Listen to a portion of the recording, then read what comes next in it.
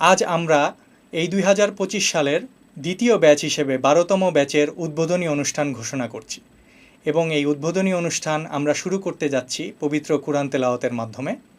আমাদের সামনে কুরআন তেলাওয়াত নিয়ে আসছেন আমাদের সম্মানিত ফ্যাকাল্টি এবং উস্তাদ তরিকুল ইসলাম।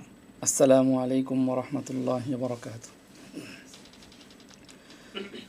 أعوذ بالله من الشيطان الرجيم. بسم الله الرحمن الرحيم. فما استطاعوا أن يظهروه وما استطاعوا له نقبا. قال هذا رحمة من ربي فإذا جاء وعد ربي جعله دكاء وكان وعد ربي حقا. وتركنا بعضهم يومئذ يموج في بعض ونفخ في الصور فجمعناهم جمعا وعرضنا جهنم يومئذ للكافرين عرضا. الذين كانت أعينهم في غطاء عن ذكري وكانوا لا يستطيعون سمعا. أفحسب الذين كفروا أن يتخذوا عبادي من دوني أولياء إنا أعتدنا جهنم للكافرين نزلا. قل هل ننبئكم بالأخسرين أعمالا الذين ضل سعيهم في الحياة الدنيا وهم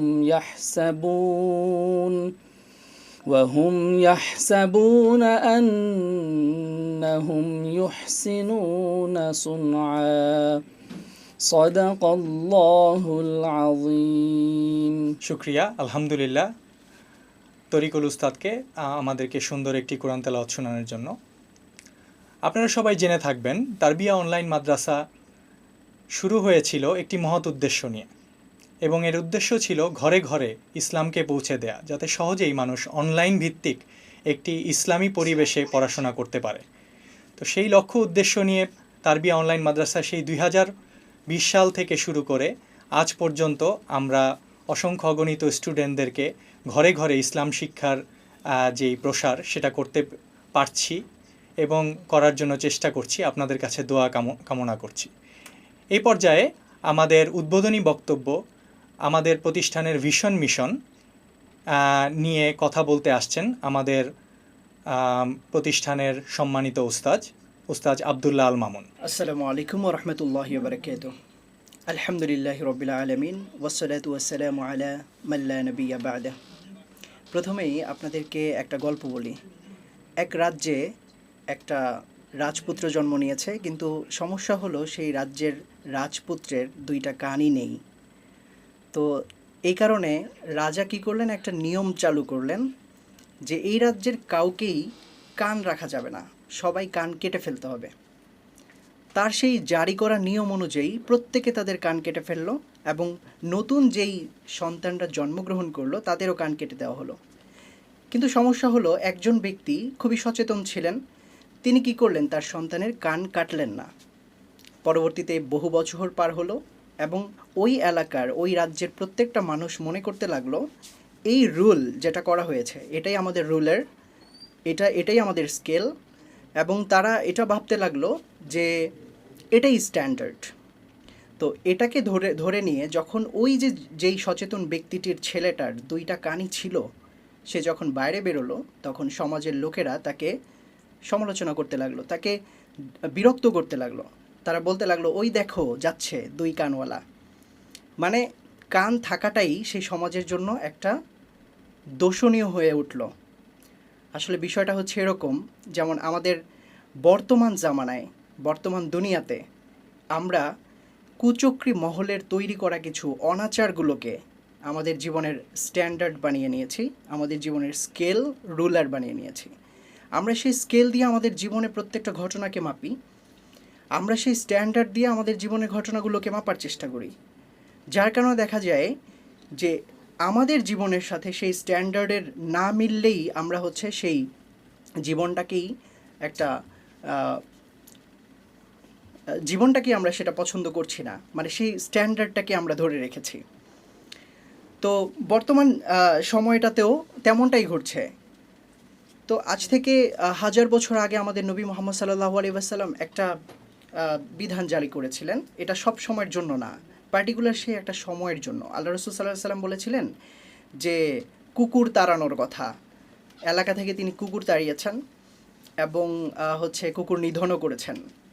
আপনারা জানেন যে কিছু কিছু কুকুরের কামড়ে কি হয়, জলাতঙ্কের মতো রোগ হয়, এবং যেই রোগের চিকিৎসা এখনও পর্যন্ত চিকিৎসা বিজ্ঞান আবিষ্কার করতে পারেনি। তো আমাদের নবী সাল্লাল্লাহু আলাইহি ওয়াসাল্লাম এই কাজটা করেছেন মানব সেবার জন্য, মানুষের উপকারের জন্য। কিন্তু 1000 বছর পরে এসে আমরা আমাদের সামনে যে কুচক্রী মহল যে স্ট্যান্ডার্ড দাঁড় করিয়েছে, সেই স্ট্যান্ডার্ড দিয়ে যখন আমরা সেই ঘটনাটাকে মাপি, তখন আমাদের মনে হয় যে এই ঘটনাটা, এই কাজটা তো অমানবিক ছিল। আল্লাহ রাসূল সাল্লাল্লাহু আলাইহি ওয়াসাল্লাম কেন এই কুকুরগুলোকে নিধন করেছেন, কেন তাদেরকে এলাকা থেকে বের করে দিয়েছেন? অথচ এই স্ট্যান্ডার্ড ফলো করে আমাদের কাছে এটা মনে হয় না যে প্রতিদিন বম্বিং করে শত শত নারী, শত শত শিশুকে প্রতিনিয়ত হত্যা করা, প্রতিনিয়ত তাদের জীবন কেড়ে নেওয়া যেও অমানবিক হতে পারে। যখন আমরা সেই কথাগুলো সামনে আসে, যখন আমাদের সেই কথাগুলো ভাবনায় আসে, তখনই আবার সেই কুচক্রী মহল একটা দাবি করে বসে এবং একটা বয়ান তৈরি করে বসে। সেটা হচ্ছে যেই জাতি শত শত বছর ধরে নিপীড়িত হয়েছে, অত্যাচারিত হয়েছে, যাদেরকে ওই জার্মানিতে শত শত ব্যক্তিকে হত্যা করা হয়েছে, তারা যদি শত বছর পরে এসে তাদের নিজেদের সেলফ ডিফেন্সের জন্য বম্বিং করে শত শত নারী পুরুষকে হত্যা করে, তাহলে এটা দোষের কিছু না।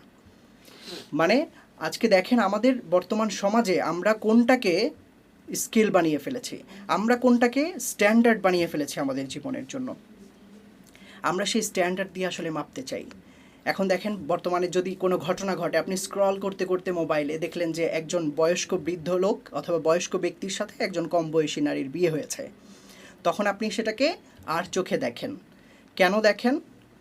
আপনার কাছে কি মনে হয় তখন? আসলে এটাকে আর চোখে দেখার কারণটা কি? কারণটা হচ্ছে আপনার মনে হয় যে এই বয়স্ক লোকটার মনে হয় জৈবিক চাহিদা, মানে এই বিষয়গুলো নিয়ে আপনি ভাবেন। কিন্তু এইটা কি আমরা একবারও ভাবি যে এই যে যুবক যুবতী একসাথে তারা রিলেশনে যাচ্ছে, গার্লফ্রেন্ড বয়ফ্রেন্ড হচ্ছে, তাদেরও তো একটা জৈবিক চাহিদা তারা পূরণ করছে অনৈতিকভাবে, অবৈধভাবে, কিন্তু সেটা আমাদের কাছে কোনো বিষয়ই না, সেটা আমাদের কাছে নর্মাল হয়ে গেছে। কারণ আমরা ওই যে কুচক্রী মহল আমাদের কাছে যে স্ট্যান্ডার্ড দাঁড় করিয়ে দিয়েছে, সেটাকে আমরা স্ট্যান্ডার্ড মনে করছি, আমরা সেটাকেই সঠিক মনে করছি।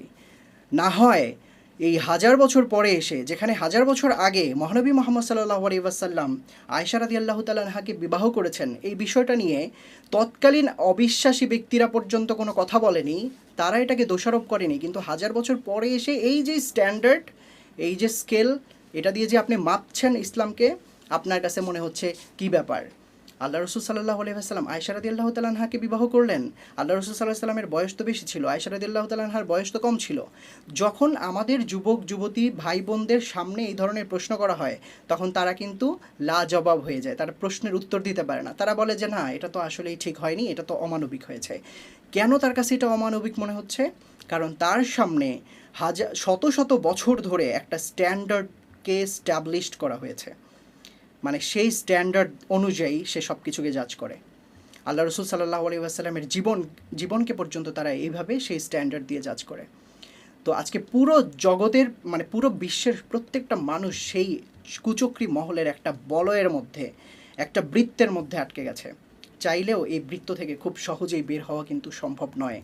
আর এই যে বৃত্তের মধ্যে প্রত্যেকে আটকে গেছে, এই বিষয়টা নিয়ে আমাদের বড়রা যুগ যুগ ধরে চিন্তা করেছেন, কিন্তু এখান থেকে উত্তরণের কী পথ?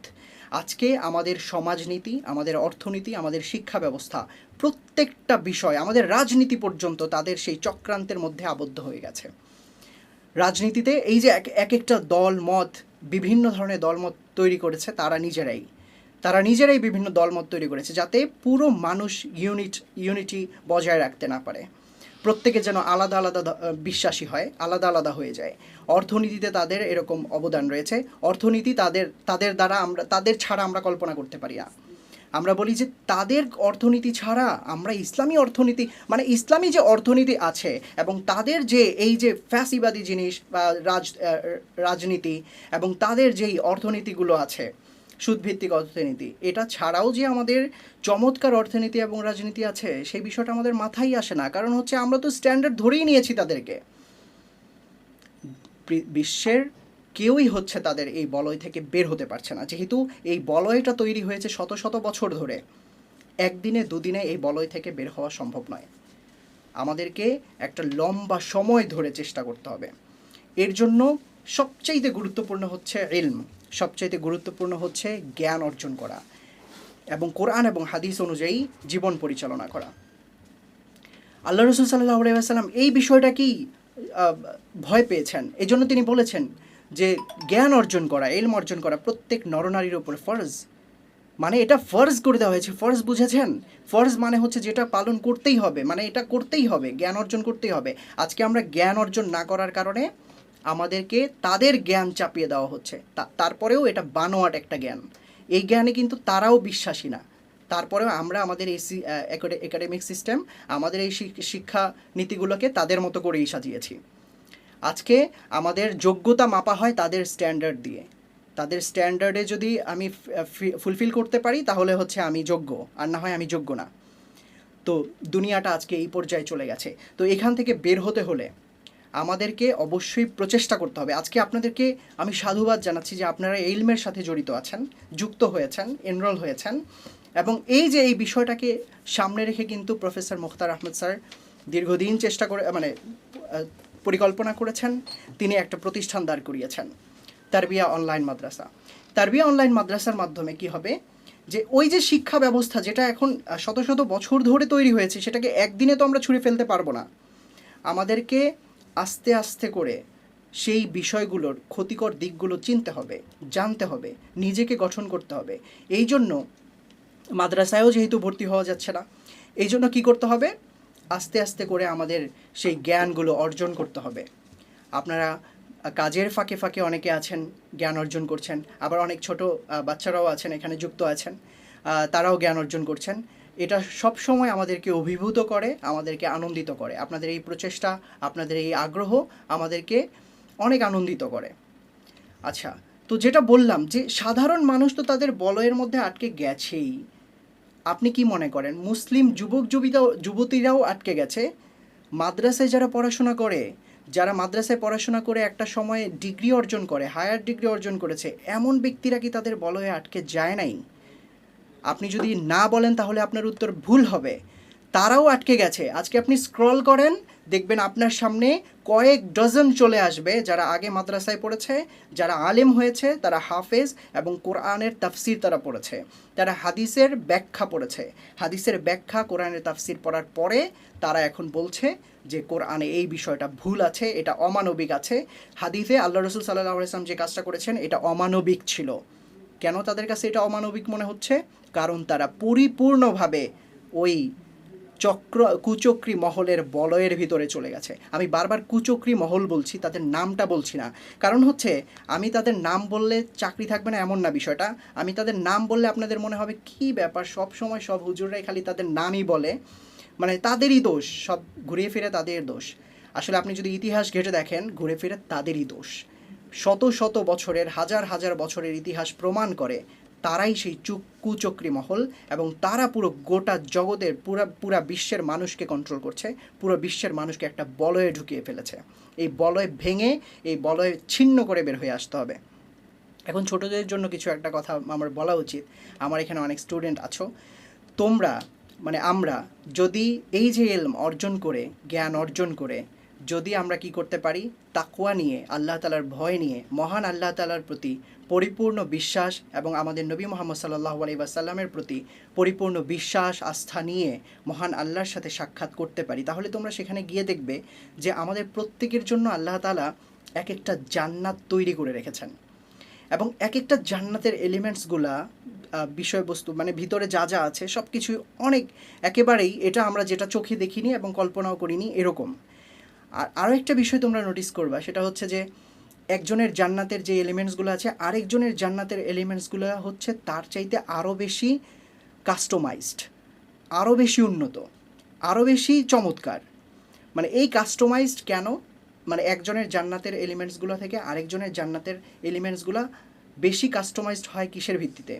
শিক্ষা, এলম এবং তাকওয়ার ভিত্তিতে, আমলের ভিত্তিতে। তোমার যখন এলম থাকবে, জ্ঞান থাকবে, সেই জ্ঞান অনুযায়ী তুমি যখন আমল করবে এবং সেই আমল করার সময় যখন তোমার তাকওয়া থাকবে, আল্লাহ ভীতি থাকবে, তখন তোমার ওই এলিমেন্টসগুলো কী হবে? আপডেট হতে থাকবে, সেগুলোর মধ্যে উন্নত ফিচার যোগ করা হতে থাকবে।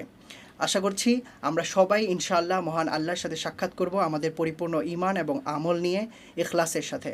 তো আমাদের এই যে বিষয়টা আমি বলার চেষ্টা করলাম, এটাই হচ্ছে আমাদের মূল ভিশন ছিল, যে মিশনের ভিশন যদি আমরা বলতে চাই তাহলে এটাই, যে এই বলয় থেকে বের হয়ে যেন আমরা মহান আল্লাহর সাক্ষাতে যেতে পারি পরিপূর্ণ ঈমান এবং আমলকে শুদ্ধ করে। তো তোমাদের এই জার্নি সফল হোক, সবার জন্য দোয়া রইল, এবং আমাদের এই প্রতিষ্ঠানের জন্য সবার কাছে আমি দোয়া প্রার্থনা করছি। সবাই ভালো থাকবেন। আল্লাহ হাফেজ। আসসালামু আলাইকুম রহমতুল্লাহি ওয়া বারাকাতুহু। মাশাআল্লাহ, আলহামদুলিল্লাহ। ধন্যবাদ সম্মানিত উস্তাদকে আমাদের প্রোগ্রাম এবং মিশন ভিশন সম্পর্কে ছোট কিছু ধারণা দেওয়ার জন্য এবং বর্ণনা করার জন্য যে বর্তমান মুসলিম সমাজ আমরা কি ক্রাইসিসের মধ্যে আছি। আপনারা জেনে থাকবেন তারবিয়া অনলাইন মাদ্রাসা বিভিন্ন প্রোগ্রামের বিভক্ত। আমাদের রয়েছে 18 ঊর্ধ্ব বয়সীদের জন্য diploma in Islamic studies programme. আমাদের রয়েছে 12 থেকে 18 বছর বয়সীদের জন্য 3 বছর ব্যাপী আলিমিয়া প্রোগ্রাম, এবং আলিমিয়া প্রোগ্রামটি আমরা বাংলা এবং ইংরেজি উভয় ভাষাতেই কোর্স করিয়ে থাকি, এবং আমাদের ক্লাসগুলোও খুব রিলায়েবল টাইমে হয়। আমাদের বাংলা ভার্সনের ক্লাস হয় হচ্ছে বৃহস্পতি এবং শুক্রবার সন্ধ্যা 7টা থেকে রাত্র 9টা পর্যন্ত, এবং আমাদের ইংরেজি ভার্সনের ক্লাসগুলো আমাদের যারা প্রবাসী যারা আছেন তাদের কথা চিন্তা করে সাজানো হয়েছে শনি এবং রবিবার বাংলাদেশ সময় সন্ধ্যা 7টা থেকে রাত্র 9টা পর্যন্ত। এছাড়াও রয়েছে আমাদের স্বতন্ত্র কুরআন স্টাডিজ ডিপার্টমেন্ট, যেই ডিপার্টমেন্টের আন্ডারে রয়েছে আমাদের কায়দায়ে নুরানিয়া, নাজেরা এবং হিফজ বিভাগ। এবং আমরা আমাদের বয়স্ক ভাইদের কথা চিন্তা করে, ভাই এবং বোনদের কথা চিন্তা করে আমাদের কুরআন ফর এল্ডার্স নামে একটা প্রোগ্রাম চালু করেছি, যেই প্রোগ্রামের আন্ডারে আমাদের কুরআনের নুরানি, নাজেরা এবং হিফজ 3টি বিভাগই চালু রয়েছে। এ পর্যায়ে আমরা আমাদের আলিমিয়া প্রোগ্রাম সম্বন্ধে একটু ব্রিফ করতে চাই। আমাদের আলিমিয়া প্রোগ্রামটা মূলত হচ্ছে ছোটদের জন্য আলাদা করে ডিজাইন করা। মূলত 6 থেকে 18 বছর বয়সী বাচ্চাদের জন্য বিশেষভাবে বিশেষ কারিকুলাম ডিজাইন করে আমাদের প্রোগ্রামগুলো চলে। আমাদের আলিমিয়া প্রোগ্রাম 2টা ফেজে ভাগ করা। প্রথম ভাগটি হচ্ছে 6 থেকে 11 বছর বয়সীদের জন্য 6 মাসব্যাপী আলিমিয়া ফর কিডস প্রোগ্রাম, এবং দ্বিতীয়টি হচ্ছে 12 থেকে 18 বছর বয়সীদের জন্য আলিমিয়া ফর এল্ডার্স, মানে হচ্ছে বড়দের জন্য 3 বছর ব্যাপী একটি প্রোগ্রাম। এই প্রোগ্রামগুলোতে আমরা কোরআন, হাদিস, আকিদা, ফিক, অ্যারাবিক ল্যাঙ্গুয়েজ এবং রাসূল সাল্লাল্লাহু আলাইহি ওয়াসাল্লামের সিরা সহ অন্যান্য ইসলামিক যেই ম্যানারিজম যেই সাবজেক্টগুলো আছে এগুলোকে একত্রে করে 3 বছর ব্যাপী একটি লং প্রোগ্রাম চালিয়ে থাকি। আমরা সবাইকে আহ্বান জানাবো যে আপনারাও চেষ্টা করতে পারেন যে অনলাইনে আসলে কোরআন শিক্ষা করা যায়। এটা আসলে আপনাদের নিজস্ব চিন্তা চেতনার ব্যাপার এবং আগ্রহের ব্যাপার। আমরা যদি চাই অনলাইনেও খুব সুন্দরভাবে কোরআন শিক্ষা এবং কোরআন রিলেটেড ইসলামিক অন্যান্য জ্ঞান অর্জন করা যায়। আপনারা জেনে খুশি হবেন যে ডিপ্লোমা ইন ইসলামিক স্টাডিজ বিভাগ আমাদের 18 ঊর্ধ্ব বয়সীদের জন্য একটি অনন্য প্রোগ্রাম, যেখানে আমরা কোরআন, হাদিস, আকিদা, ফিক, অ্যারাবিক ল্যাঙ্গুয়েজ এবং রাসূল সাল্লাল্লাহু আলাইহি ওয়াসাল্লামের সিরা ছাড়াও অন্যান্য বিভিন্ন সাবজেক্ট পড়িয়ে থাকি। এর মধ্যে একটি বিশেষ সাবজেক্ট হচ্ছে দাওয়া। যেহেতু একজন মুমিনের শুধুমাত্র নিজেকে প্র্যাকটিসিং মুসলিম হিসেবে গড়ে তোলাই মূল লক্ষ্য নয়, তার অন্যতম আরেকটি প্রধান লক্ষ্য হচ্ছে অন্যকে এই বিষয়ে দাওয়াত দেয়া। অনুষ্ঠানের এই পর্যায়ে আমাদের সামনে ফ্যাকাল্টি বক্তব্য রাখবেন আমাদের ডিপ্লোমা ইন ইসলামিক স্টাডিজের দাওয়া বিভাগের শিক্ষক ডক্টর মোহাম্মদ খালিদ হোসেন। স্যারকে আহ্বান জানাচ্ছি তার মূল্যবান বক্তব্য আমাদের সামনে উপস্থাপনা করার জন্য। আসসালামু আলাইকুম রহমতুল্লাহি তাআলা ওয়া বারাকাতুহু। আলহামদুলিল্লাহি রাব্বিল আলামিন ওয়াসসালাতু ওয়াসসালামু على أشرف الأنبياء والمرسلين وعلى آله وأصحابه أجمعين. قال الله تعالى في كلام مجيد وفرقان الحميد: قل هل يستوي الذين يعلمون والذين لا يعلمون. صدق الله المولانا العظيم. اللهم صل على سيدنا محمد وسيرة إليك وآله وسلم. আল্লাহ পাকের দরবারে শুকরিয়া জানাচ্ছি যে আল্লাহ তাআলা আমাদেরকে আজকে তারবিয়া অনলাইন মাদ্রাসা কর্তৃক আয়োজিত আজকের এই orientation programme, diploma in Islamic studies and আলিমিয়া প্রোগ্রামের ওরিয়েন্টেশন প্রোগ্রামে উপস্থিত আছেন তারবিয়া ফ্যাকাল্টির সম্মানিত chairman professor Mukhtar Ahmed sir, উপস্থিত আছেন তারবিয়ার ফ্যাকাল্টিবৃন্দ এবং আমার পূর্ব আলোচনা করেছেন বিশিষ্ট ইসলামী চিন্তাবিদগণ। তো সবাইকে আমি আবারও সালাম দিই, আসসালামু আলাইকুম রহমতুল্লাহি তাআলা ওয়া বারাকাতুহু।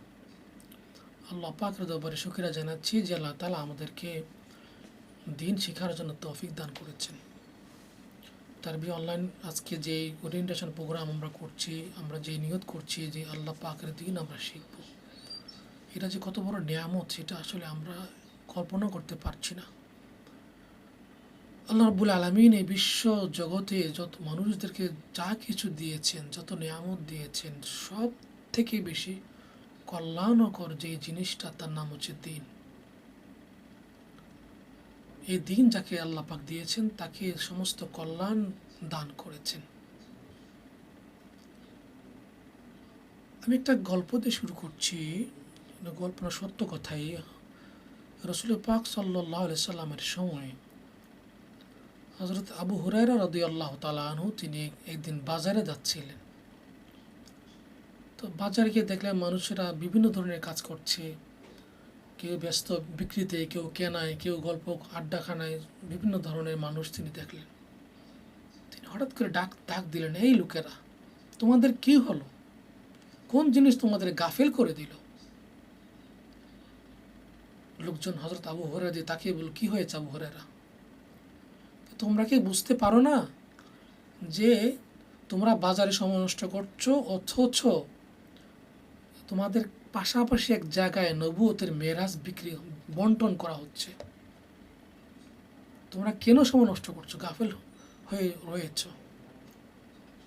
তারা জিজ্ঞেস করলো, কোথায়? বলো যে এই যে পাশে মসজিদে। লোকজন দৌড়ে গেল।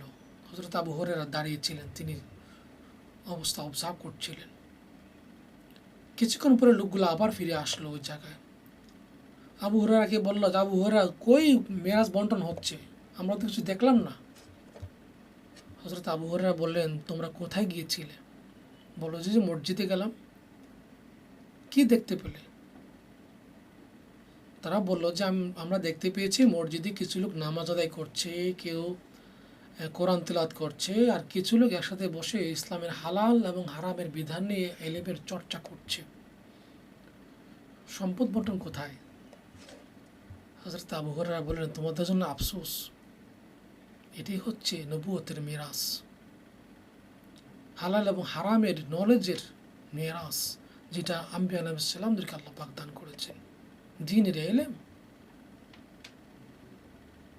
তোমাদের জন্য আফসোস হচ্ছে, তোমরা সেই মেরাজ থেকে বঞ্চিত হচ্ছ। সম্মানিত ভাই বোনেরা, আজকের এই পৃথিবীর বাজারের দিকে আমরা যদি তাকাই, আমরা কি দেখতে পাচ্ছি?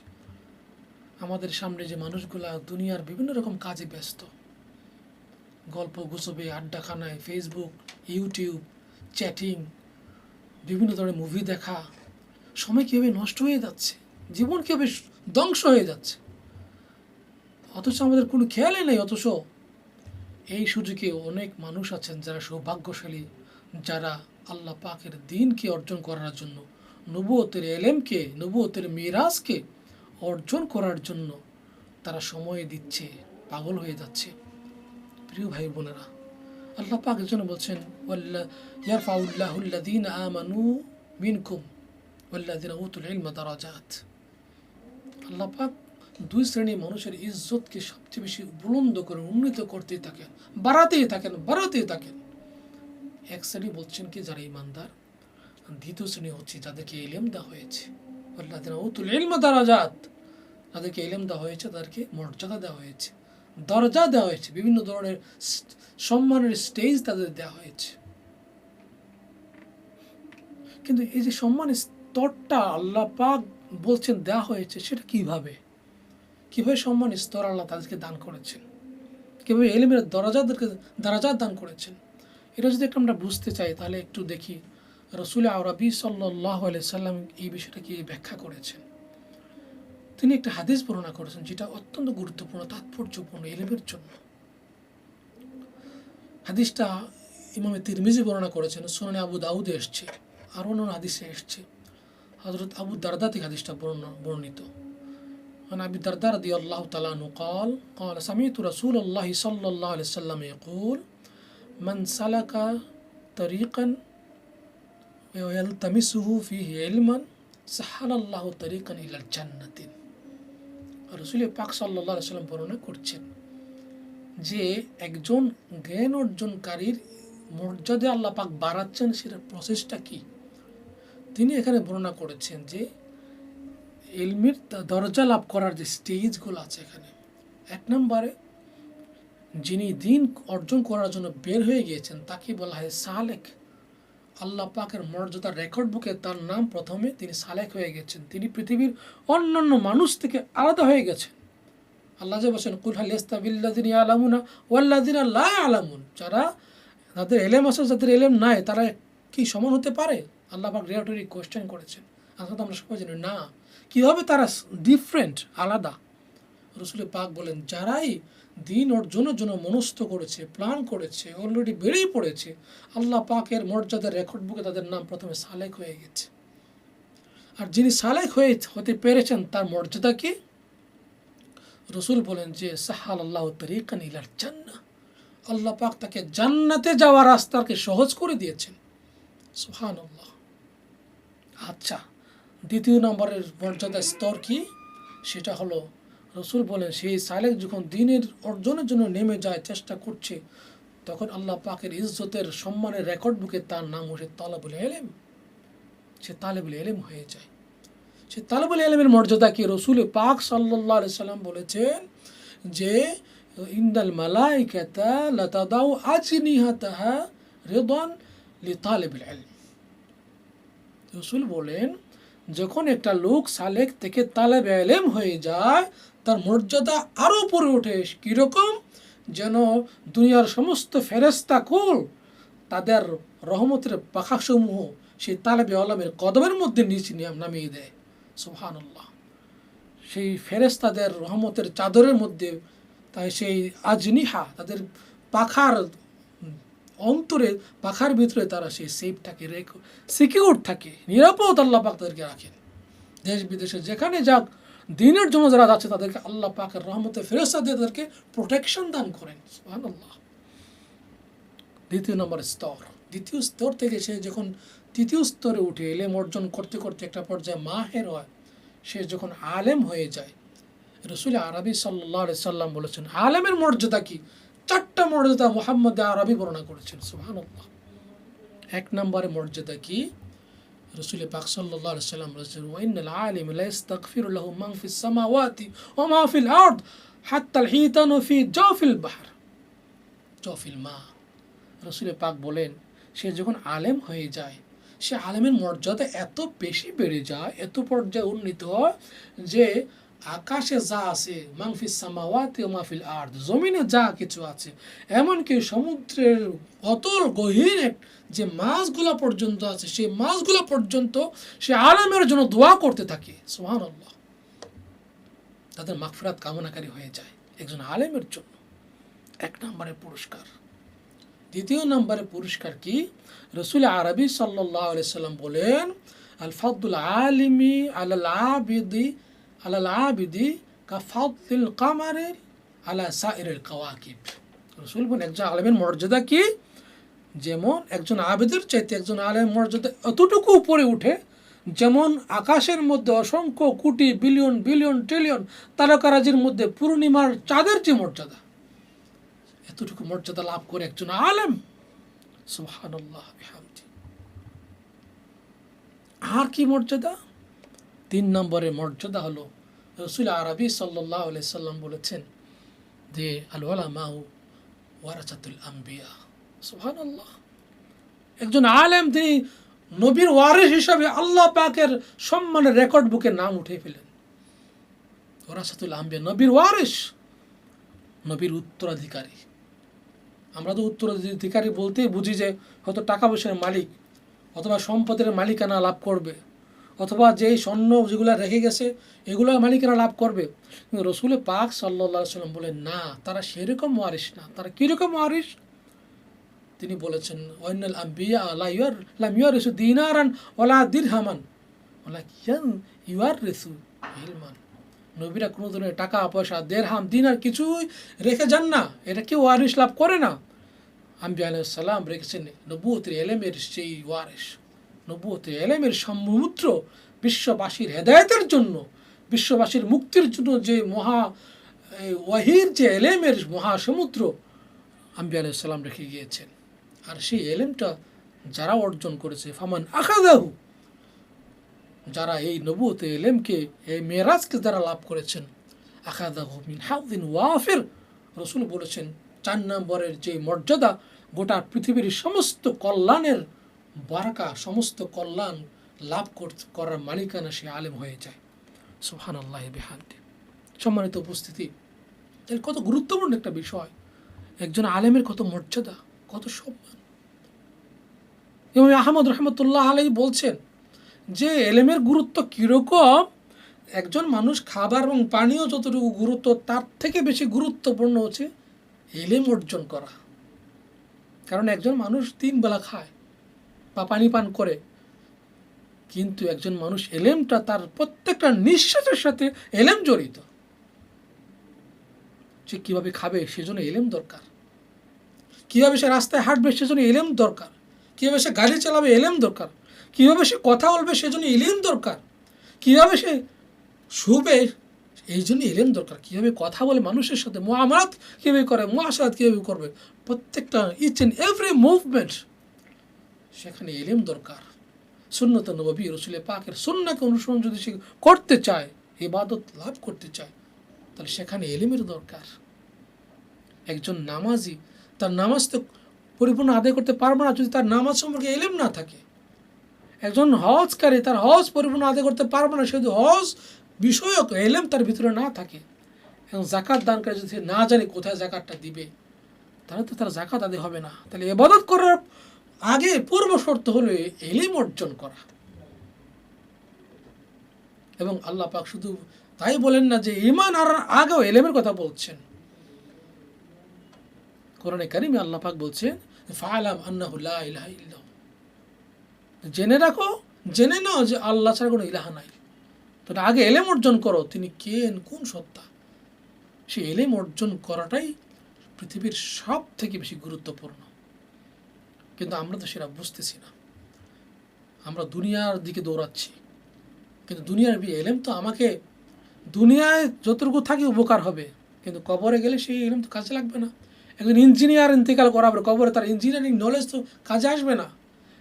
একজন বিজ্ঞানী তার বিজ্ঞানের নলেজ দুনিয়ায় কাজে লাগবে, কবরে, হাসরে, মিজানে, বলছে রাতে কোথাও তো কাজে লাগবে না। কিন্তু একজন কোরআনের আলেম, একজন দ্বীনের বাহক, দ্বীনের ধারক, একজন আল্লাহ পাকের গোলাম, দুনিয়ায় যে কল্যাণমূলক কাজ করেছে, এলেম অর্জন করেছে, সে এলেমের নূর দুনিয়াও তাকে আলোকিত করলো। গোটা পৃথিবীর সৃষ্টি জগৎ তার জন্য মাগফিরাতের দোয়া সে লাভ করতে পারলো, সে নবুয়তের মিরাজ লাভ করতে পারলো, সে সবার উপর মর্যাদা লাভ করতে পারলো। আর সে যখন দুনিয়া থেকে কবরে চলে যাবে, কবরে এলেমের নূর তার কবরটা আলোকিত হয়ে থাকবে। মিজানে, ফুলসেরাতে, সব জায়গায় সে তার এলেম তাকে উপকৃত করবে। সে যদি আল্লাহ পাক সম্পর্কে জানে, আল্লাহ সম্পর্কে বুঝে, তাহলে আল্লাহ পাকের এলেম তাকে কত বেশি নিজেকে আলোকিত করবে, আন্দোলিত করবে। একজন সফল সাকসেসফুল মানুষ হিসাবে সে নিজেকে আল্লাহর সামনে দাঁড় করাতে পারবে সেদিন। সম্মানিত হাজিরিন, তো আসুন আমরা এই তারবিয়া অনলাইন মাদ্রাসা কর্তৃক যে বিভিন্ন কোর্সগুলো আমরা অফার করছি, এখানে diploma in Islamic studies programme আছে, বিভিন্ন সাবজেক্ট পড়ানো হয়। এখানে কোরআন কারীম তাফসীর পড়ানো হয়, হাদিস পড়ানো হয়, ইতিহাস পড়ানো হয়, সমাজ বিজ্ঞান পড়ানো হয়, দাওয়া সাবজেক্ট পড়ানো হয়। আমি নিজেও দাওয়া কোর্সটা করাই। এখানে আমি যে বিষয়টা গুরুত্বপূর্ণভাবে এমফাসাইজ করি, আলোচনা করার চেষ্টা করি, কীভাবে যারা দিনের এলেম অর্জন করলেই হবে না, সেটা কীভাবে বিতরণ করবে, শুধু কোরআন হাদিসের এলেম সে নিজে জানলো আর আমল করলো তা না, সে নিজেও জানবে, আমল করবে, সমাজেও সে কন্ট্রিবিউট করবে, মানুষদেরকে দিনের দাওয়াতটা দিবে। সেই দিনের দাওয়াতটা দেওয়ার কি প্রসেস, কি কৌশল, কি টেকনিক, কি হিকমা, এই বিষয়গুলো একজন দায়ীকে যদি আমরা দিয়ে ট্রেনিং দিয়ে তৈরি করতে পারি, তাহলে সে হবে এই দেশ, এই জাতি, এই বিশ্বের সম্পদ। তো সেক্ষেত্রে আমরা বিভিন্নভাবে ক্লাসগুলো ভাগ করেছি, প্রায় 16, 17টা, 18টা ক্লাস হয়। তো প্রত্যেকটা ক্লাসে আমাদের নির্দিষ্ট টপিক থাকে, সেই টপিকগুলো যে আমরা আলোচনা রাখি, এখানে ইন্টারাকশন হয়, স্টুডেন্টদের কথা তারা কি বুঝতে পেরেছে, তাদের যে জটিলতা কোন জায়গায়, বর্তমান সমাজে বিশ্ব ব্যবস্থায় দাওয়ার যে ফিল্ডটা কতটুকু ইম্পর্টেন্ট, কতটুকু জরুরি, সেই বিষয়ে আলোচনা, এবং কোন ক্ষেত্রে কীভাবে কথা বলবে একজন দায়ী, সে যখন তার বাবার সামনে কথা বলবে, কীভাবে কোন ওয়েতে কথা বলবে, কোরআন কীভাবে তাকে টেকনিক শেখাচ্ছে, সে যখন ছোটো ছোটো শিশুদের সামনে দিনের কথাগুলো বোঝাতে যাবে, দাওয়াত দিতে যাবে, শিশুদের সামনে, কোমল প্রাণ শিশুদের সামনে দাওয়াতের টেকনিক কী, কোরআনে কারিম কীভাবে তাকে শিখিয়ে দিয়েছে। যেমন ইব্রাহিম সূরা লোকমানে আল্লাহ পাক আলোচনা করছেন যে লোকমান আলাইহিস সালাম তার বাচ্চাকে শেখাচ্ছেন কি কি কি পদ্ধতিতে তিনি আল্লাহ পাকের পরিচয় দিচ্ছেন। যে তুমি, হ্যাঁ আমার প্রিয়, ইয়া বুনাইয়া, আমার প্রিয় সন্তান, প্রিয় ভালোবাসার সন্তান। এই যে অ্যাপ্রোচটা, এগুলো কোরআন শিখাচ্ছে কীভাবে। আবার একজন দায়ী যখন একজন কোনো মাদের সাথে কথা বলবেন, মা বোনদের সাথে গিয়ে দিনের দাওয়াত দিবেন, সেখানে অ্যাপ্রোচটা কী হবে। আবার তিনি যখন কোনো রাষ্ট্রপ্রধানকে দাওয়াত দিবেন, সেখানে অ্যাপ্রোচ কী হবে। এটা যে সোশ্যাল সায়েন্সের সাথে দাওয়ার যে কানেক্টিভিটি, এটাকে ধরে যদি আমরা প্র্যাকটিক্যালি আলোচনা করতে পারি, তাহলে একজন দায়ী তিনি নিজেকে সমাজে দাওয়াত দেওয়ার জন্য ফিট হবেন। তিনি have to understand the context and also context and কন্টেন্টকে একসাথে করে সে যখন দাওয়াতের ময়দানে নামবে, তখন এটা অত্যন্ত ফলপ্রসূ হবে। সম্মানিত হাজির, আসুন আমরা আমাদের নিজেদেরকে সমৃদ্ধ করি, এবং তারবিয়া অনলাইন মাদ্রাসা কর্তৃক যে প্রোগ্রামগুলো আপনাদের অফার করা হয়েছে, সেই প্রোগ্রামগুলো আমরা নিজেরা ভালোভাবে শেখার চেষ্টা করি। বিশেষ করে যে ক্লাসগুলো হবে আপনাদের, সম্মানিত ছাত্রছাত্রীবৃন্দ, আপনারা প্রত্যেকটা ক্লাস মনোযোগ দিয়ে শুনবেন, এবং প্রতিটা ক্লাসে একজন শিক্ষক যখন কথা বলেন, যে ইম্পর্ট্যান্ট কথাগুলো খাতা কলম নিয়ে বসে নোট করবেন, এবং সেই অনুযায়ী যেটা বুঝবেন না, আপনাদের সুযোগ দেওয়া হবে আপনাদের কোয়েশ্চেন রেজ করার, আপনারা কোয়েশ্চেনগুলো করবেন, সেই অনুযায়ী একজন শিক্ষক আনসার করবেন। তো আসুন আল্লাহ পাক আমাদের সবাইকে কোরআনে কারিমের নূর দিয়ে আমাদের দিলটাকে আলোকিত করুক, এবং আমাদের জীবনটা দিনের আলোয় যেন আলোকিত করতে পারি, সেই কামনা করে, এবং তারবিয়া অনলাইন মাদ্রাসার সবাইকে কৃতজ্ঞতা জানাচ্ছি। সবাইকে ধন্যবাদ জানিয়ে, যারা আলোচনা শুনে প্রত্যেকের প্রতি কৃতজ্ঞতা জানিয়ে আমি এখানে শেষ করছি। আসসালামু আলাইকুম ওয়া রাহমাতুল্লাহি তাআলা ওয়া বারাকাতুহু। মাশাআল্লাহ, আলহামদুলিল্লাহ, জাযাকাল্লাহ খায়ের স্যারকে তার মূল্যবান বক্তব্য রাখার জন্য। এই পর্যায়ে প্রোগ্রামে আমাদের তারবিয়া অনলাইন মাদ্রাসার লক্ষ্য, উদ্দেশ্য এবং ভবিষ্যৎ পরিকল্পনা নিয়ে মূল্যবান বক্তব্য রাখবেন আমাদের প্রতিষ্ঠানের সম্মানিত চেয়ারম্যান প্রফেসর মুক্তার আহমেদ হাফিজাউল্লাহ। আসসালামু আলাইকুম রহমতুল্লাহি ওয়া বারাকাতুহু। বিসমিল্লাহ ওয়াসসালাতু ওয়াসসালামু আলা রাসূলিল্লাহ ওয়া আলা আলিহি ওয়া আসহাবিহি ওয়া মাওয়ালা, আম্মা বা'দ। ফাআউযু বিল্লাহি মিনাশ শাইতানির রাজীম। বিসমিল্লাহির রহমানির রহিম। কুল হাল ইয়াস্তাবিল লাযীনা ইয়া'লামুনা ওয়াল লাযীনা লা ইয়া'লামুন। ওয়া ক্বালা সুবহানাহু ওয়া তাআলা ইন্নামা ইয়াখশাল্লাহ মিন ইবাদিহিল উলামা। আল্লাহ তাআলা শুকর আদায় করছি, তিনি আমাদেরকে Tarbiya online Madrasa, diploma in Islamic studies এবং আলিমিয়া প্রোগ্রামে যারা নতুন করে আমাদের সাথে জয়েন করেছেন, তাদেরকে নিয়ে এই ওরিয়েন্টেশন প্রোগ্রামে অংশগ্রহণের তৌফিক আল্লাহ তাআলা আমাদেরকে দান করেছেন। এই কারণে বলি আলহামদুলিল্লাহ। রাসূলুল্লাহ সাল্লাল্লাহু আলাইহি ওয়াসাল্লামের উপর দরুদ এবং সালাম বর্ষিত হোক। আল্লাহুম্মা সাল্লি ওয়া সাল্লিম ওয়া বারিক আলা নবিয়িকা মুহাম্মদ। আল্লাহুম্মা সাল্লি আলাইহি, আল্লাহুম্মা বারিক আলাইহি। সম্মানিত ভাইয়েরা এবং বোনেরা, my dear brothers and sisters, আল্লাহ সুবহানাহু ওয়া তাআলা জ্ঞান অর্জন করা আমাদের জন্য ফরজ করে দিয়েছেন। কিন্তু কোন জ্ঞান? যে জ্ঞান দ্বারা আমরা আল্লাহকে চিনতে পারব। আচ্ছা, আপনি একবার চিন্তা করে দেখুন, যিনি আপনাকে সৃষ্টি করেছেন এবং আপনার সকল প্রয়োজন মিটিয়ে দিচ্ছেন, তাকে আপনি চেনেন না। জ্ঞানের মূল বক্তব্য কিন্তু তুমি তোমার নিজকে চেনো, তোমার রবকে চেনো। জ্ঞানের দুইটা মূল বক্তব্য, নো দাই self and no your creator. তো তোমার নিজকে চেনো এবং তোমার রবকে তুমি চেনো, এটা মূল বক্তব্য। আমরা যদি আমাদের রবকে না চিনি, তাহলে আমাদের কী অবস্থা হতে পারে? একবার চিন্তা করে দেখেন, গোটা জীবন কিন্তু এলোমেলো হয়ে যাবে। যে গোটা পৃথিবীর মানুষকে আপনারা দেখেছেন যে মানুষ এদিকে সেদিকে যাচ্ছে, পৃথিবী জুড়ে যে অস্থিরতা, তা কিন্তু মানুষ তাদের স্রষ্টাকে ভুলে গিয়েছে। এবং এই কারণে বলা হয় আসলুল ইলমি মারিফাতুর রব্বি, জ্ঞানের মূল হচ্ছে আল্লাহকে চেনা, আল্লাহ সম্পর্কে জানা, এটা জ্ঞানের মূল। যদি আপনি আপনার রবকে চিনতে পারেন তাহলে সব কিছু আপনার জন্য স্পষ্ট হয়ে যাবে, তখন আপনি আপনার নিজকেও চিনতে পারবেন। ইয়া আইয়ুহাল ইনসানু মা গাররাকা বিরাব্বিকাল কারীম আল্লাযী খালাকাকা ফাসাওয়াকা ফাআদালাক। হে মানুষ, তোমাকে তোমার রব থেকে কে প্রতারিত করলো, তোমার রব থেকে তোমাকে কে দূরে সরিয়ে নিয়ে গেল? যিনি তোমাকে সৃষ্টি করেছেন এবং তোমাকে সুঠাম দেহ দান করেছেন, তোমাকে অনিন্দ সুন্দর করে তৈরি করেছেন এবং তোমাকে একটা ব্যালেন্সড জীবন দান করেছেন। ফি সূরাতিন মা শাআ রাক্কাবা, যেভাবে তিনি চেয়েছেন সেভাবে তিনি তোমাকে তৈরি করেছেন। আমরা কি আমাদের পিতামাতাকে চয়েস করেছি যে ওনার গর্ভে আমি জন্ম নিতে চাই, ওনার ঔরসে আমি জন্ম নিতে চাই, এই ফ্যামিলিতে আমি জন্ম নিতে চাই, এই দেশে আমি জন্ম নিতে চাই, মানে এই স্থানে আমি জন্ম নিতে চাই, এই সময়ে আমি জন্ম নিতে চাই? না। হাল আতা আলাল ইনসানি হিনুম মিনাদ দাহরি লাম ইয়াকুন শাইআম মাযকুরা। এমন একটা সময় ছিল কেউ আমাদেরকে চিনত না, এমন একটা সময় হবে কেউ আমাদেরকে চিনবে না। মধ্যখানের এই যে ইন্টারিম পিরিয়ড, এই যে সামান্য একটু সময়, এই সময়ে যার কাছ থেকে এসেছি, যার কাছে ফিরে যাব, তোমরা তার কাছ থেকে এসেছো, আবার তোমরা তার কাছেই ফিরে যাবে। আল্লাহ তাআলা কোরআনে সে কথা বলেছেন না?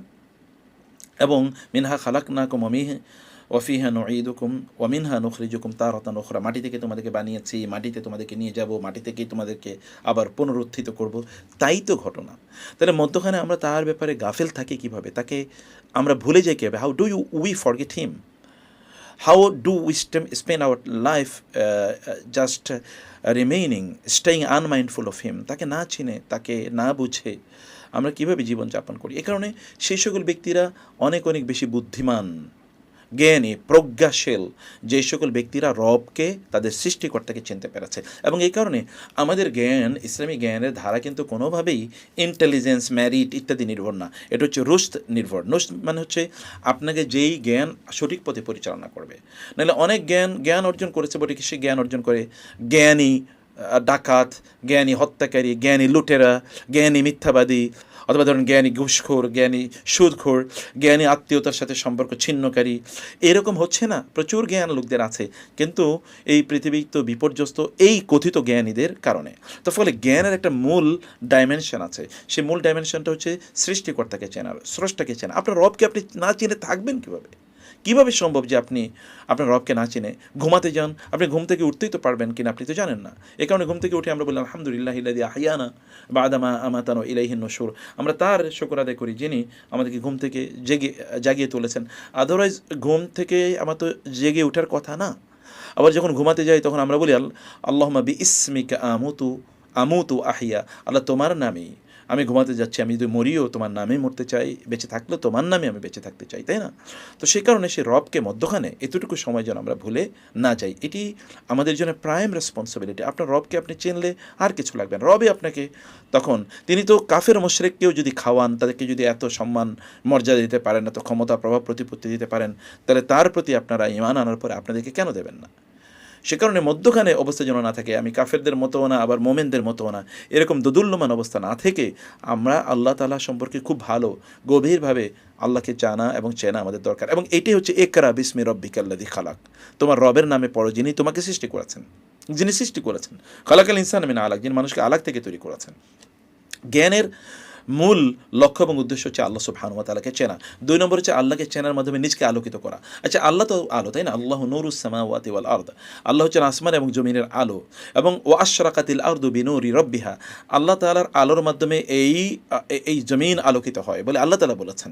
তো ফলে আল্লাহ তাআলা ছাড়া আমরা আলো পাবো কোত্থেকে? আচ্ছা, সূর্য তো কার দেয়? আল্লাহর। পৃথিবীর কেউ আজ পর্যন্ত দাবি করেছে সূর্যের সে নিজে বানিয়েছে? কোনো সায়েন্টিস্ট, কোনো ফিলোসফার, কোনো পয়েট কেউ বলেছে? কোন রাজনীতিবিদ কেউ বলেছে? না। তাহলে যিনি সৃষ্টি করেছেন তিনি তো ইজা শামসু কুব্বিরাত ওয়া ইজা নুজুমুন কাদার, কোন এক সময় এই সূর্যকে তিনি গুটিয়ে নেবেন, সূর্য তখন আর কোনো আলো দেবে না। কাতই সিজিলিল কুতুবি, যেমনি আমরা কাগজ বটে নেই, পেপার বটে নেই, র্যাপিং করে নেই, ঠিক এমনিভাবে আল্লাহ তাআলা আসমান এবং জমিনকে র্যাপিং করবেন এবং সেদিন এই সূর্য আর কোনো আলো দেবে না, অন্ধকারাচ্ছন্ন হয়ে যাবে। অতএব সেই দিনের আলো পেতে হলেও, এখনকার সময়ের জন্য আলো পেতে হলেও আমাদেরকে আল্লাহকে চিনতে হবে। আল্লাহকেই জানতে হবে। তাইলে আমাদেরকে আল্লাহকে চেনা, আল্লাহকে জানা এবং নিজকে এর মাধ্যমে আলোকিত করার জন্যই মূলত আমাদের জ্ঞান অর্জন করা দরকার। অনেকে জ্ঞান অর্জনের মূল উদ্দেশ্য যে আমি তাহলে বড় চাকরি করব, বড় ইত্যাদি, জ্ঞান অর্জনের মূল উদ্দেশ্য এটা হওয়া উচিত না। জ্ঞান অর্জনের মূল উদ্দেশ্য হওয়া দরকার আমরা যেন ভালো মানুষ হই। এটাই কিন্তু ইসলাম যুগ যুগ ধরে জ্ঞান প্রোভাইড করেছে মানুষকে ভালো মানুষ বানানোর জন্য। যেমন ওয়ালাকাদ আতাইনা ইব্রাহিম রুশদাহু, আমরা ইব্রাহিমকে রুশদ প্রদান করেছিলাম, মানে সঠিক নলেজ তাকে দিয়েছিলাম, যের মাধ্যমে তিনি তার রবকে চিনতে পেরেছেন। ওই যে আসহাবে কাহাফের 7 জন যুবক তারা যখন গুহায় গিয়ে আশ্রয় নিয়েছে, তখন তারা আল্লাহর কাছে বলেছেন ওয়াহাই ইলানা মিন আমরিনা রশাদা, আল্লাহ আমাদেরকে আপনি রুশদ প্রদান করুন, রশাদা প্রদান করুন, আমরা যেন সঠিক পথ পাই। সঠিক পথ পাওয়ার জন্যে জ্ঞান অর্জন করা দরকার, যেন আমরা বুঝতে পারি কোনটা মন্দ, কোনটা ভালো, কোনটা হালাল, কোনটা হারাম, কোনটা বৈধ, কোনটা অবৈধ।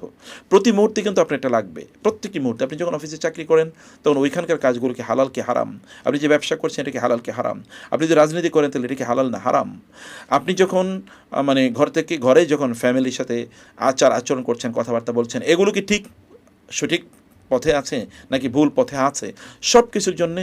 আপনি গাড়িতে ওঠার জন্য তো গাড়ি থেকে নামার জন্যও, আপনার টয়লেটে যাওয়ার জন্য, টয়লেট থেকে বের হওয়ার জন্য কিন্তু আপনার নলেজ লাগবে। নলেজ যদি আপনার না থাকে তাহলে আপনি ভুল করবেন। জ্ঞান মানুষকে সঠিক পথে পরিচালনা করে, কিন্তু সেই জ্ঞান, যে জ্ঞান আল্লাহর পক্ষ থেকে আগত, মানুষের তৈরি জ্ঞান না। আমরা মানুষের তৈরি জ্ঞানের পেছনে কী পরিমাণ ঘুরছি চিন্তা করে দেখেন। আপনি নিজে চিন্তা করেন, আপনি মানুষের তৈরি জ্ঞান কী পরিমাণ পড়েছেন, স্কুল, কলেজ, ইউনিভার্সিটি পর্যন্ত। আপনার বাচ্চাদেরকে স্কুল পড়াচ্ছেন, ইউনিভার্সিটিতে পড়াচ্ছেন, কলেজে পড়াচ্ছেন, আচ্ছা এর মধ্যে কোন নলেজটা আল্লাহ তৈরি করেছেন, মানে যেটা আল্লাহর পক্ষ থেকে এসেছে? সকল নলেজ আল্লাহর পক্ষ থেকে এসছে, সেটা সত্য, কিন্তু আমরা একেবারে পিওর, বিশুদ্ধ, আল্লাহর পক্ষ থেকে এসছে নিশ্চিতভাবে, এরকম কয়টা জ্ঞানের, মানে এই জ্ঞানের সোর্সগুলোর সাথে আমাদের কতটুকু সম্পর্ক আছে? হিউম্যানলি ডেভেলপড নলেজের সাথে আমরা মানে প্রচুর পরিমাণ সময় দিচ্ছি, কিন্তু আল্লাহর প্রদত্ত ডাইরেক্ট যে নলেজ আছে এগুলোর সাথে আমাদের সম্পর্কটা আমরা একেবারেই তৈরি করছি না। Tarbiyah education network, Tarbiya online madrasa, Tarbiyah academy, institute, এগুলো সবগুলোর প্রোগ্রামের ফোকাস হচ্ছে মূলত আল্লাহ প্রদত্ত জ্ঞানের সাথে আপনাদেরকে মানে সম্পৃক্ত করে দেয়া। আপনি দেখেন তো রাসূল ইসলামের তিনি কোন জ্ঞান বিতরণ করেছেন? আচ্ছা তিনি কি রাষ্ট্রপ্রধান ছিলেন না?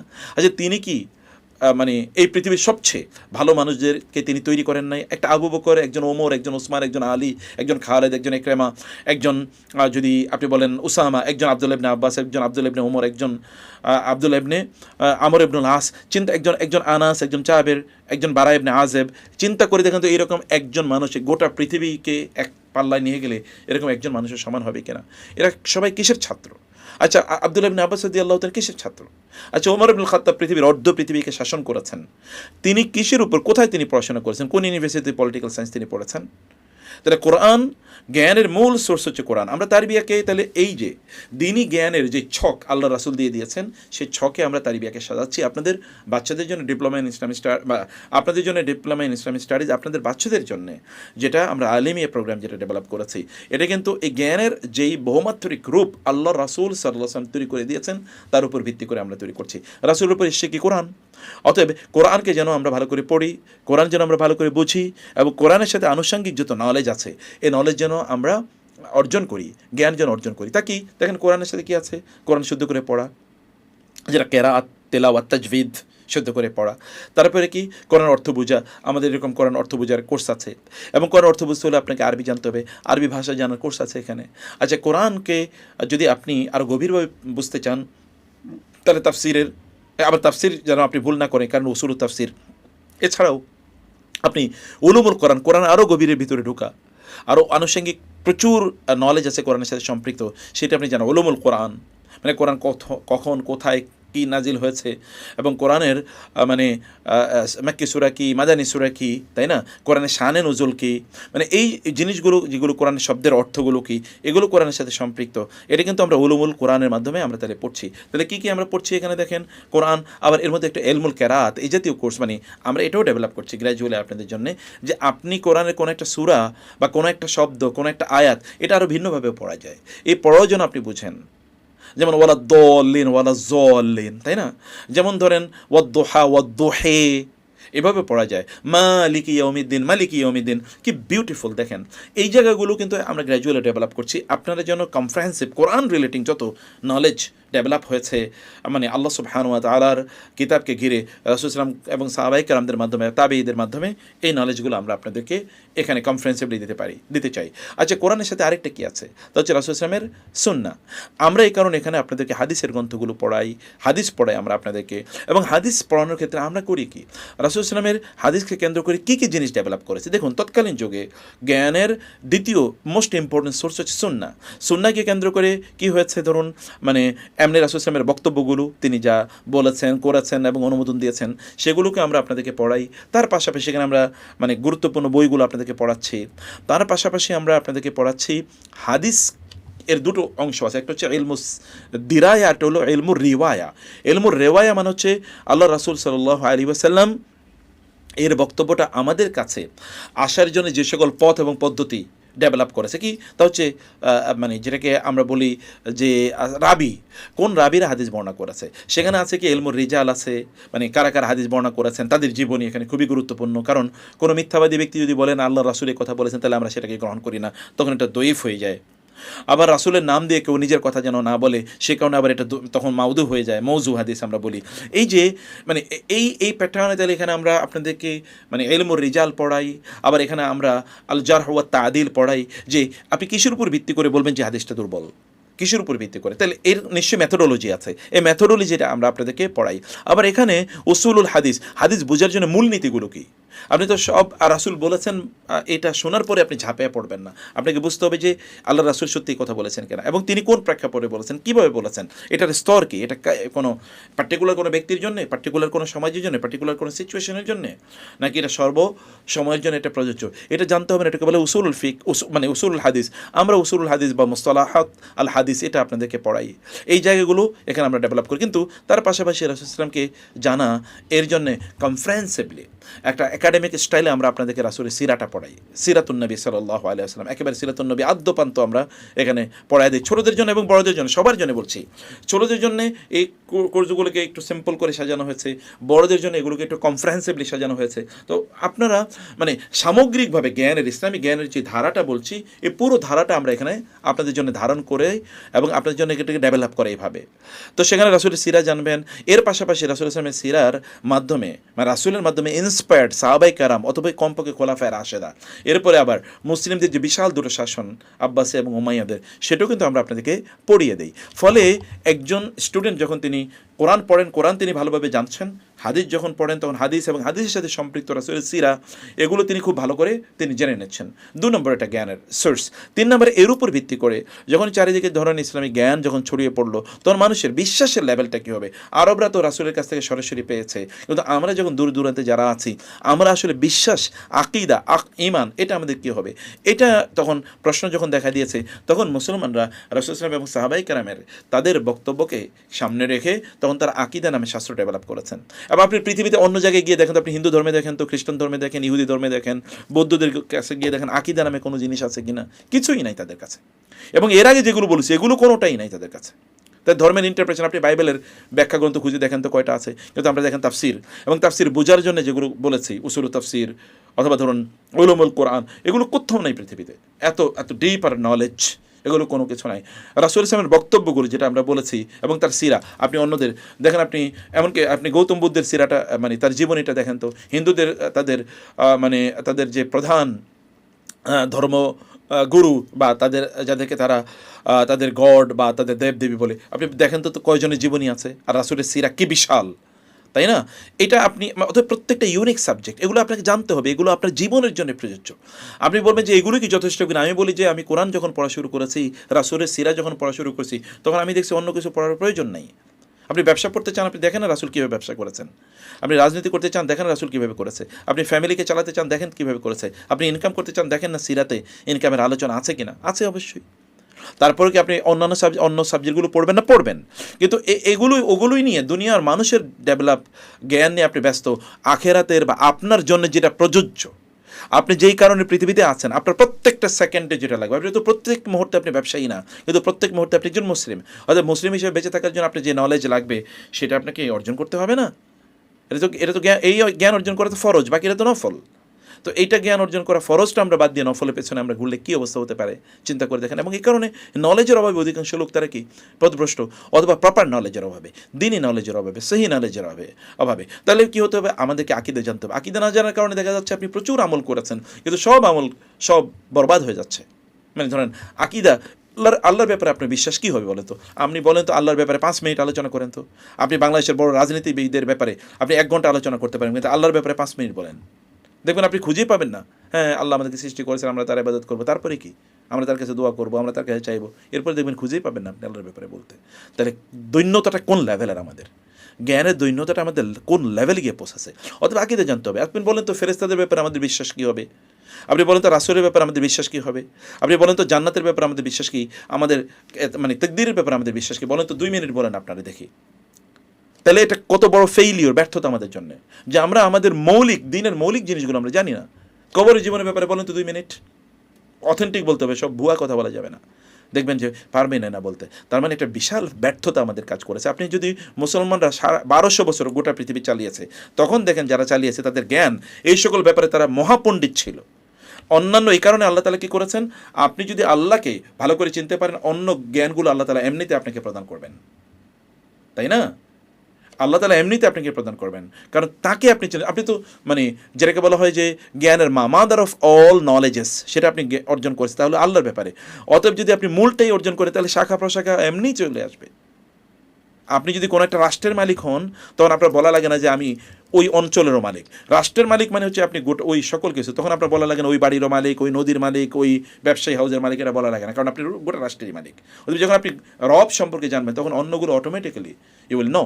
কারণ আমাদের রব সম্পর্কে আমাদের কয় মিনিট, আমি আপনাদেরকে চ্যালেঞ্জ করে বললাম, আপনি 10 মিনিট আল্লাহর ব্যাপারে কথা বলে দেখেন, আপনি নিজে আলোচনা করে দেখেন, বলতে পারেন কিনা? পারবেন না, অধিকাংশ পারবেন না। আপনারা হয়তো অনেকে পারবেন, কিন্তু অধিকাংশ বাংলাদেশের আপনি দেখেন 99.999999% মানুষ পারে কিনা, একটা শব্দ বলতে পারবে কিনা আল্লাহর ব্যাপারে? বলতে পারবে না। আপনি তাহলে আমাদের বাচ্চারা কি আল্লাহর ব্যাপারে বলুক তো? আপনি আজকেই পরীক্ষা করেন, আপনার বাচ্চাকে বলেন তুমি আল্লাহর ব্যাপারে বলো 5 মিনিট, পারবে না। Very sorry to say. তাহলে আকীদার ব্যাপারে আমাদের জানা দরকার। যেটা বলছেন নবী রাসূলদের ব্যাপারে আমাদের বিশ্বাস কী হবে? আসমানি কিতাবের ব্যাপারে বলেন তো, 5 মিনিট বলুক তো। আপনি চিন্তা করে দেখেন আসমানি কিতাব, আপনি তাওরাতের ব্যাপারে আমাদের বিশ্বাস কি বলেন, ইনজিলের ব্যাপারে আমাদের বিশ্বাস কি, জাবুরের ব্যাপারে বিশ্বাস কি, কোন কিতাব কার উপর নাজিল হয়েছে, কখন নাজিল হয়েছে, সেখানে কি ছিল। তাহলে ভেরি প্যাথেটিক, এগুলো আমরা জানি না, এটা আমাদের জানতে হবে। আচ্ছা, এটা মুসলমানদের ডেভেলপ করছে, এবং এই কারণে আকিদা ইজ ভেরি ইম্পর্টেন্ট। এটা আমরা এখানে কনফারেন্সিভলি আকিদা পড়াই, এবং তার পাশাপাশি আকিদার ওস্তাদদেরকে দিয়ে আকিদা পড়াই, সাধারণ মানুষদেরকে দিয়ে আকিদা পড়াই না, কারণ এটা খুবই সেন্সিটিভ। সবচেয়ে যারা রিলায়েবল, ট্রাস্টওয়ার্দি, তাদেরকে দিয়ে আমরা এখানে আকিদা পড়াচ্ছি আপনাদেরকে, এবং সহি আকিদা আমরা পড়াচ্ছি। তার পাশাপাশি কি হচ্ছে, আকিদা যখন আমরা পড়াই, আকিদার পাশাপাশি আমরা পড়াই যে কারা আকিদাগতভাবে বিভ্রান্ত হয়ে গেছে, যেন আমাদের মধ্যে বিভ্রান্তি ডেভেলপ না করে। বুঝতে পেরেছেন? এখানে কোথায় কী কী বিভ্রান্তি তৈরি হচ্ছে হিস্টোরিক্যালি, এখন কোথায় কী কী প্রবলেম আছে সেগুলো। এর পাশাপাশি আমরা বিভিন্ন ধর্ম একটু জানিয়ে দিই, অন্যান্য ধর্মগুলো কোথায় কী কী প্রবলেমে আছে সেগুলো আমরা আপনাদেরকে শেখাই। আচ্ছা, লাস্ট আমরা 8:45 অনেক জায়গায় নামাজ, এই কারণে আমি আর 2 মিনিটের মধ্যে শেষ করে দিচ্ছি। তারপরে যেটা বলছি যে এরপর আমরা কী পড়াই, দৈনন্দিন জীবনে আপনার যেটা লাগবে, যেমন ফিক। আচ্ছা, আকিদা কিন্তু আরও অনেক ডাইমেনশন, যেমন আল্লাহ তার গুণবাচক নামগুলোর ব্যাপারে আমাদের কি আকিদা থাকবে। আপনারা জানেন যে রাসূলুল্লাহ সাল্লাল্লাহু আলাইহি ওয়াসাল্লাম বলেছেন আল্লাহর 99টা নাম আছে, এই নামগুলো যে মুখস্থ করবে সে জান্নাতে যে কোনো দরজা দিয়ে ঢুকবে। আচ্ছা, আল্লাহর 99টা নামের অর্থ কী বলেন তো? আমি নিজে এই কোর্সটা পড়াইতে খুবই ইন্টারেস্টেড। তো সেটা হচ্ছে যে আল্লাহর নামগুলোর অর্থ কী। যেমন আর রহমান, এর অর্থ কী? এর প্রতি আপনার ঈমানের মানে কি? তিনি পরম দয়াবান, তার মানে আপনিও মানুষের প্রতি দয়া করতে হবে, আপনিও প্রাণীগুলোর প্রতি দয়া করতে হবে, আপনিও সৃষ্টি কুলের প্রতি দয়া করতে হবে, আপনিও আপনার আত্মীয় স্বজন, আপনার পরিবার পরিজন, তাদের প্রতি দয়া করতে হবে। এই যে দয়া, ওইটার রিফ্লেকশন কিন্তু আপনার চরিত্রে থাকতে হবে।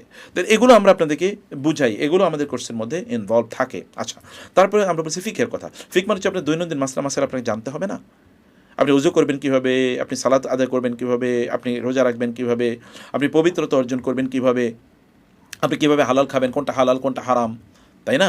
এগুলো আপনাকে জানতে হবে না? সাহাবায়ে কেরাম রাসূলুল্লাহ সাল্লাল্লাহু আলাইহি ওয়াসাল্লামের কাছ থেকে এগুলো সব জেনে নিয়েছেন, সব এভরিথিং। অতএব এই ফিক জানতে হলে আপনাকে আবার উসুল ফিক জানতে হবে। উসুল ফিক মানে হচ্ছে যে ফিক জানার পদ্ধতি কী। এটা কিন্তু সাধারণ কোনো ইস্যু না। উসুল ফিক জানতে হবে। কারণ রাসূল সাল্লাল্লাহু আলাইহি ওয়াসাল্লাম কোন বক্তব্য যে বলেছেন, এখান থেকে যখন আপনি মাসালা, যেমন আপনি কোরআন থেকে মাসালা নেবেন, কীভাবে নেবেন বলেন? হাদিস থেকে আপনি মাসালা নেবেন, কীভাবে নেবেন? তা জানার জন্য পদ্ধতি কী, সে পদ্ধতি জানা দরকার। আবার এর পাশাপাশি আছে মাসালে, মানে মাকাসিদে শরিয়া, শরিয়ার মূল লক্ষ্য উদ্দেশ্য কী, সেটা আমাদের জানতে হবে। এখন আমরা তো বলি মানুষের মৌলিক অধিকার 5টি, এই মৌলিক অধিকার 5টি এটাকে রাসূল সাল্লাল্লাহু আলাইহি ওয়াসাল্লাম বলেছেন? এই পুরাটা বক্তব্য দিয়েছে হচ্ছে খ্রিস্টানরা অথবা জাতিসংঘ বা এরা, আর সেগুলো আমরা মুখস্থ করেছি। তাহলে ইসলামের যে 5টা মৌলিক অধিকার, এগুলো কি? ওই 5টা মৌলিক অধিকার, ইসলামের 5টা মৌলিক অধিকার তো এক না।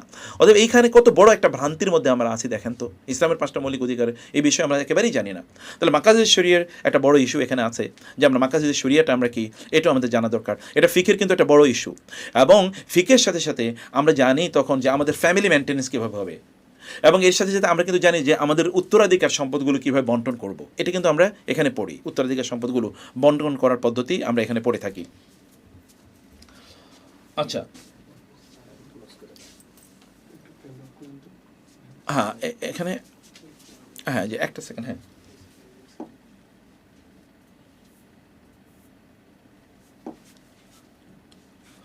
ওকে। আচ্ছা, উত্তরাধিকার সম্পত্তি আমরা কীভাবে বন্টন করবো এটা আমরা পড়ি, এবং আমরা এখানে যেটা হচ্ছে যে আমরা এখানে তখন ফাইন্যান্সিয়াল ইস্যুগুলো আমরা পড়ি। মানে ফেক কেবল আমরা এর মধ্যে থাকি না, আমরা অর্থনৈতিক ফেক, মানে ফিক অফ ইকোনমিক্স, মানে আপনি আপনার যে ব্যবসা বাণিজ্য আপনি করবেন, ইসলামিক বিজনেস আমরা পড়াই, ইসলামিক ম্যানেজমেন্ট আমরা পড়াই, এখানে ফ্যামিলি মেনটেন্যান্স আমরা পড়াই, হোম ইকোনমিক্সের বিভিন্ন ইস্যু এখানে থাকে, মানে এগুলো প্যারেন্টিং এখানে বিভিন্ন সেশন থাকে। তো ফলে এগুলোর মাধ্যমে আমরা আপনাদেরকে আবার ডেভেলপ করে নিচ্ছি গ্র্যাজুয়ালি, যে আপনারা কীভাবে আপনাদের ফাইন্যান্সিয়াল ট্রানজ্যাকশনগুলো, অর্থনৈতিক লেনদেনগুলো কীভাবে আপনারা করবেন, সেটা শরিয়া পদ্ধতি কী, সেটাও কিন্তু আমরা ফিকের মধ্যে আমরা এগুলো পড়িয়ে দিচ্ছি। আচ্ছা, ফিকের কথা আমরা আলোচনা করলাম। ফিকের পাশাপাশি আমরা তখন আপনাদেরকে মানে মৌলিক যে নলেজের যেই মানে ধারাগুলো, এই ধারাগুলো থেকে আমরা আপনাদেরকে একেবারে মডার্ন কিছু ধারায় একেবারে নিয়ে আসি, যেগুলো আমাদের প্রত্যেকের দৈনন্দিন জীবন যাপনের জন্য প্রচণ্ড পরিমাণ প্রযোজ্য। তো আমি যে কথাটি আপনাদেরকে বলতে চাই তা হলো যে সত্যিকার অর্থে নলেজের এই দিকগুলো আমাদের ভালো করে জানা দরকার। আমরা যদি এটা না জানি, তাহলে আমরা সত্যিকার অর্থে জীবনটাকে আমরা দিনইভাবে পরিচালনা করতে পারবো না। আমরা Tarbiya education network, Tarbiya online Madrasa থেকে এই কাজগুলো করে থাকি। এখানে আরও অনেক ধরনের কোর্স আছে, যেমন ধরুন এডাল্টসে বড়দের জন্য কোর্স আছে, ছোটদের জন্য কোরআন হিফজের কোর্স আছে। বাচ্চারা এখানে প্রচুর পরিমাণ বাচ্চারা সব তারা করছে, কিন্তু তার পাশাপাশি সকালে অথবা সন্ধ্যায় সপ্তাহে 4 দিন বা 5 দিন পরে তারা হাফেজ হয়ে যাচ্ছে এখান থেকে। আপনি চিন্তা করে দেখেন কি বিশাল কাজ। মানে অ্যারাবিক ল্যাঙ্গুয়েজের কথা আমরা বলেছি, অ্যারাবিক ল্যাঙ্গুয়েজ এখানে প্রায় যে ডক্টর জুবাইর মোহাম্মদ এহসানুল হক, হাফেজাহুল্লাহ, professor of Dhaka university as well as the chairman of the department of Arabic in the university of Dhaka, তিনি কিন্তু কন্টিনিউয়াসলি কোর্সটা পড়াচ্ছেন গত 4 বছর পর্যন্ত। অনেকগুলো ব্যাচে তিনি পড়ান। এইরকম একজন স্কলার এই কোর্স পড়ান। ডক্টর আবু বকর জাকারিয়া হাফিজাহুল্লাহ এর মতো একজন মানুষ আকিদা পড়ান। মানে এটা চিন্তা করতে পারবেন না যে এই লেভেলের স্কলাররা এখানে ইনভলভ আছেন। তো ডক্টর সাইফুল্লাহ হাফিজাহুল্লাহ এখানে মানে ফিকের সাবজেক্ট পড়াতেন, তো এখনও আবার নতুন করে ইনভলভ হবেন। এরকম অনেক স্কলাররা যাদেরকে আপনারা রিলাই করতে পারেন, এরকম ওস্তাদের এখানে পড়ান। আমিও নিজে কিছু হাদিসের কোর্স পড়াই, অন্যান্য কিছু কোর্সও আপনাদেরকে পড়াই। তো আমি বলবো যে আপনারা আপনাদের জন্য একটা ফুল প্যাকেজ, ফুল ফ্যামিলির জন্য এখানে আছে, শিশুদের জন্য আছে এবং কিশোরদের জন্য আছে, ইয়াং জেনারেশনের জন্য আছে। আমরা প্রচুর পরিমাণ আরও হালাকা এবং ওয়েবিনার ইত্যাদি, সেশন, কনফারেন্স, সেমিনার ইত্যাদি আমরা করে থাকি। এই কোর্সগুলো আপনারা জয়েন অবশ্যই করবেন। আরবি জানা ছাড়া কোনো উপায় নাই। আরবি জানার জন্য অনেকগুলো কোর্স আছে এখানে। গ্রামারের কোর্স আছে এখানে, কোরআনিক অ্যারাবিকের কোর্স আছে এখানে, এমনি অ্যারাবিক ল্যাঙ্গুয়েজের কোর্স আছে, বহু কিছু আছে এখানে। আখলাকের কোর্স আছে প্রচুর পরিমাণ। আখলাক না থাকলে জ্ঞান অর্জন হয়ে লাভ হবে কি? শয়তানেরও তো জ্ঞান ছিল। জ্ঞান যদি আখলাক যদি না থাকে জ্ঞানে, তাহলে এই জ্ঞান কোনো কাজেই লাগবে না। তবে আখলাক কেন্দ্রিক অনেক জ্ঞান এখানে আছে বাচ্চাদের জন্য, তাদের আখলাক ডেভেলপ করা, তাদের তারবিয়া প্রদান করা। যেমন আপনাদের নিজেদের তারবিয়ার জন্য কিন্তু প্রচুর পরিমাণ প্যারেন্টিং এর জন্য আমরা এখানে বেশ কিছু মানে কোর্স এবং সেশন ইত্যাদির ব্যবস্থা আমরা রেখেছি। তো যাই হোক, আমি আপনাদেরকে যে কথা বলতে চাই যে জ্ঞানের এই সামগ্রিকতা, এটা আপনাদেরকে ধারণ করতে হবে। জ্ঞানের যে ছকটা আমি বললাম, এই ছকের মধ্যে জ্ঞানটাকে ঢোকান এবং এভাবে দেখেন নিজে কোথায় আছেন। যদি দেখেন যে বড় শর্টফলের মধ্যে আছেন, তাহলে you should revisit your life and you should change your lifestyle, your thought process. আমার মনে হয় যে you should come in the process of the knowledge provided by Islam, এবং you should know Islam properly. You should know the Quran and the Sunnah of the Prophet and his lifestyle, and the Aqidah, or our belief system, as well as the fiqh of the daily, the Masla Masail, daily fiqh, daily jurisprudence, how to live your life according to the principles and the ethics of Islam. All of these are arranged in an organized and academic manner in Tarbiyah, and the scholars, those who take care of these courses and give lecture, they are meaning well grounded in their academic arena, and they are also very known and famous Islamic scholars. And I also take some courses, and the courses are well, alhamdulillah, established. And I think that you can trust in our in Tarbiyah. Those who have already gotten admitted, I welcome you to the sea of knowledge, to the ocean of knowledge, to the world of knowledge of Islam. And I also invite you that you work as a da'i ilallah. আপনারা নিজেরা, you have gotten admitted in the courses, and you can also invite others to get admitted in these courses, because that will also be a part of dawah. You cannot work as a full-time da'i, but you can work as a part-time da'i, inviting others to gather the knowledge of Islam in this way. So I congratulate all of you, those who have gotten admitted in Tarbiyah, and I also call upon all of you that you please inform others about Tarbiyah, about the courses of Tarbiyah, and you also involve others, and that will be inshallah sadaqah jariyah on your part. May Allah subhanahu wa ta'ala give us the utmost rewards. May Allah subhanahu wa ta'ala grant us great success in this world and the hereafter, and may Allah subhanahu wa ta'ala forgive our parents, those who have given birth to us, and those who have already died. May Allah subhanahu wa ta'ala pardon them and admit them in their in his eternal bliss of paradise, and those who are living, may Allah subhanahu wa ta'ala grant them longer life, and may Allah subhanahu wa ta'ala guide us to the right path. May Allah subhanahu wa ta'ala shower his blessings and mercy upon all of us. May Allah subhanahu wa ta'ala accept Tarbiyah Education Network and give blessing in Tarbiyah Education Network and in Tarbiyah Madrasa. Those who are working behind the screen and those who are taking classes, and the administration, those who are working days and nights in order to make Tarbiyah a successful educational enterprise, educational platform, may Allah subhanahu wa ta'ala give them great rewards, and may Allah subhanahu wa ta'ala grant their services for the deen of Allah, for his deen. Allah subhanahu wa ta'ala আমাদেরকে যেন আমরা তার প্রতি অনুগত হয়ে যেন তার কাছে আমরা যেতে পারি, যেমনিভাবে আমরা তার কাছ থেকে তার অনুগত হয়ে এসেছিলাম, এই মধ্যখানে সময়টুকু যেন তার অনুগত হয়ে আমরা কাটাতে পারি। ওয়ালা তামুতুন্না ইল্লা ওয়া আনতুম মুসলিমুন, তোমরা মুসলিম না হয়ে মারা যেও না। আল্লাহ নিজেই বলছেন, ভয়াবহ কথা, তোমরা মুসলিম না হয়ে মারা যেও না। আমরা যেন মুসলিম হই, কেবল তার কাছে যাই। আল্লাহ সেই তৌফিক দান করুন। আল্লাহুম্মা আমিন। হাযা ওয়া সাল্লাল্লাহু সুবহানাহু ওয়া তাআলা নবিয়ানা মুহাম্মদ ওয়া আলিহি ওয়া সাহবিহি আজমাইন। সুবহানাকা আল্লাহুম্মা ওয়া বিহামদিক আশহাদু আল্লা ইলাহা ইল্লা আনতা আস্তাগফিরুকা ওয়া আতুবু ইলাইক। ওয়াসসালামু আলাইকুম ওয়া রাহমাতুল্লাহি ওয়া বারাকাতুহু।